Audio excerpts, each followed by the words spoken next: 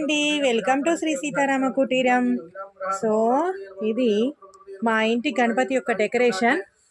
ఈ విధంగా మేము గణపతి డెకరేషన్ చేసుకొని గణపతి పూజ చేసుకుంటున్నాము.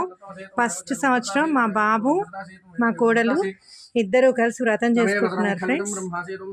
సో మీరు కూడా గణపతికి నమస్కారం చేసుకోండి.